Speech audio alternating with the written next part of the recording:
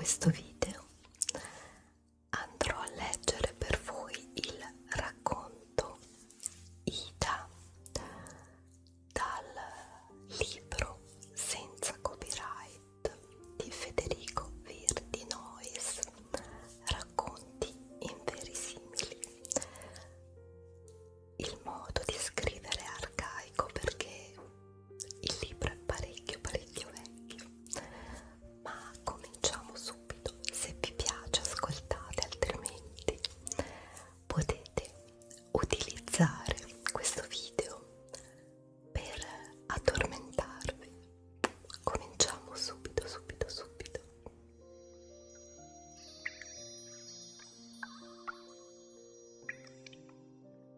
Quando la porta si chiuse, mi sembrò dal rumore che me la chiudessero sul cuore. Provai una fiera stretta e un grande abbandono mi pigliò tutte le membra, come deve accadere a chi abbia bevuto o fumato un soporifero. Più che addolorato ero stanco, non volevo pensare e quasi mi piaceva di soffrire, di raggomitolarmi sotto il mio dolore, sotto lo spasimo, come sotto una bella coperta calda. Sdraiato nella mia poltrona, avevo a destra il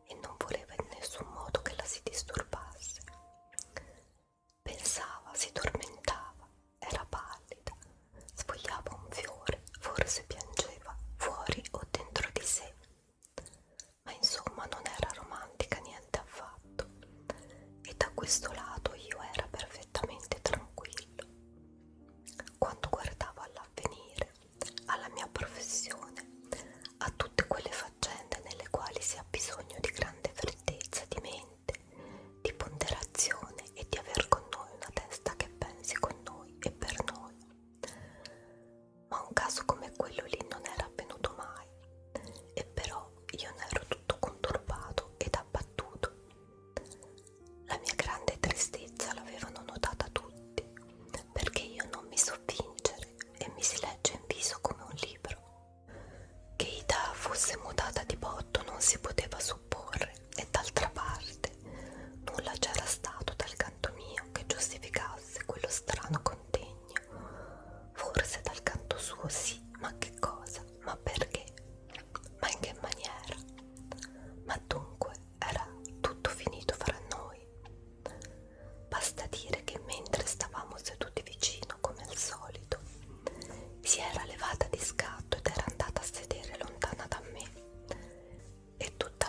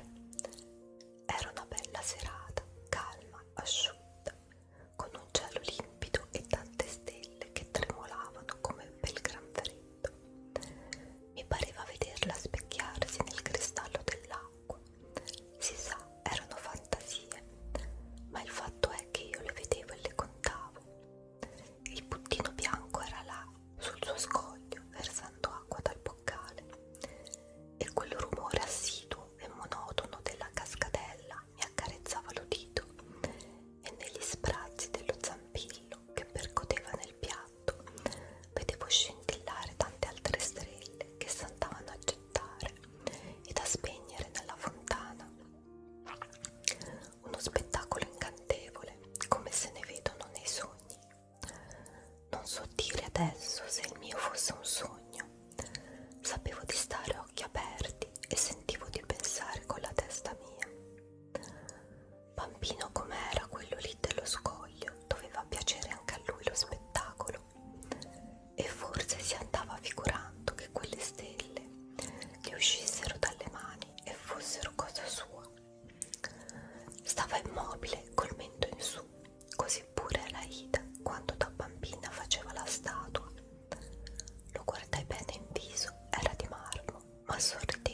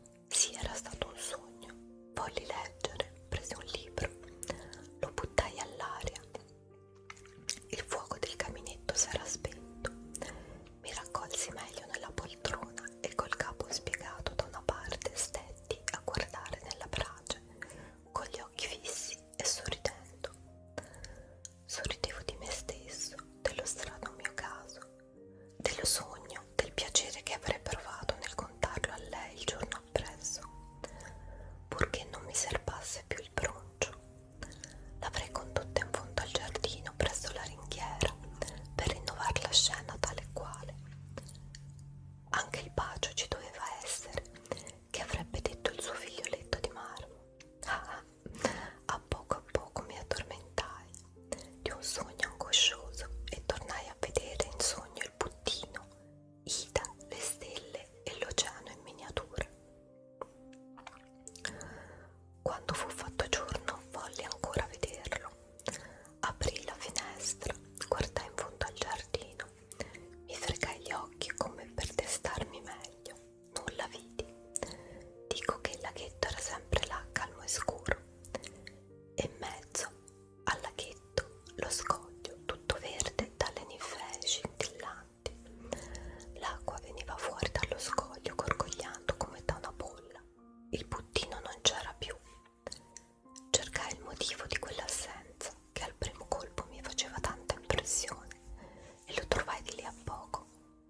Era il più naturale motivo del mio mondo.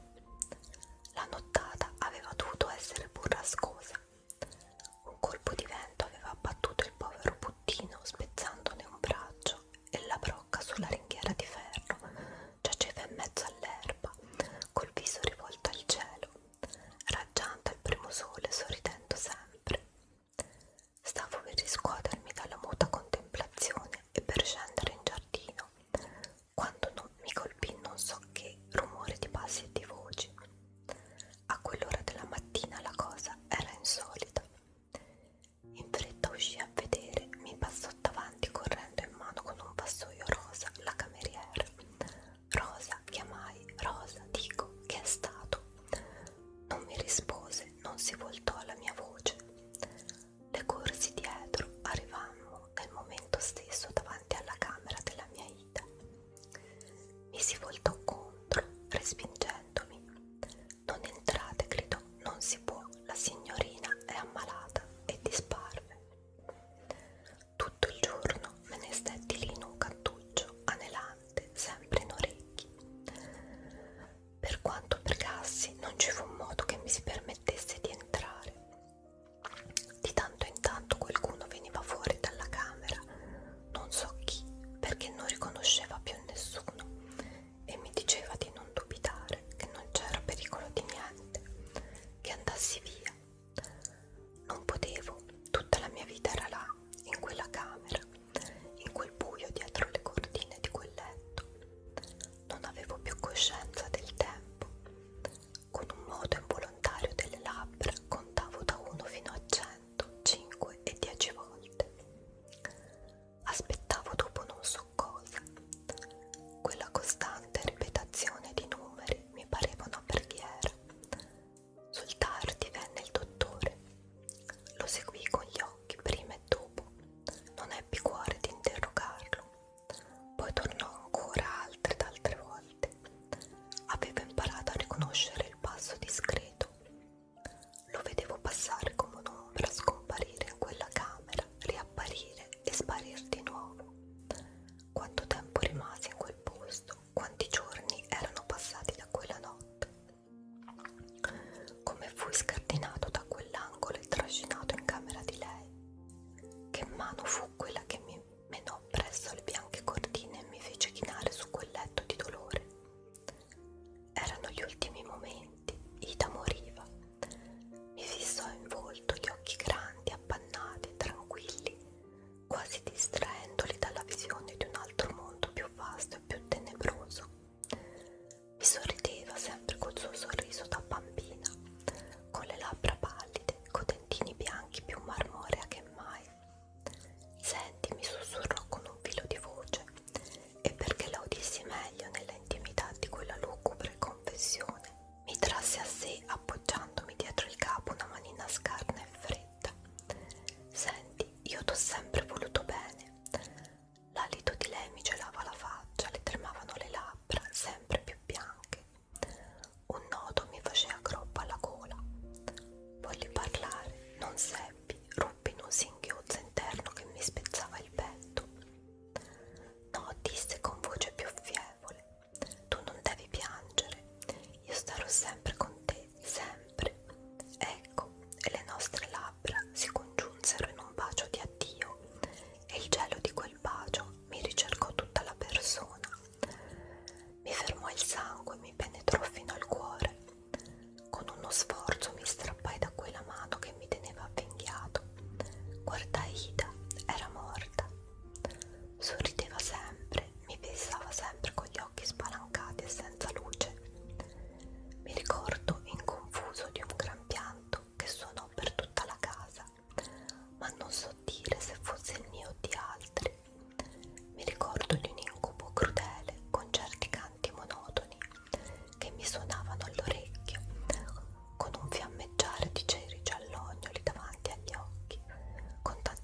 di martello che mi rintronavano nel cuore. Poi non ricordo altro. Un sonno interminabile, simile alla morte, mi tenne. Tornai alla vita debolmente, a grado, ma anche questa vita era manchevole per qualche parte, forse a motivo della lunga e dolorosa convalescenza. Il dottore mi garantiva una completa guarigione. Io non gli prestavo fede perché ero ben sicuro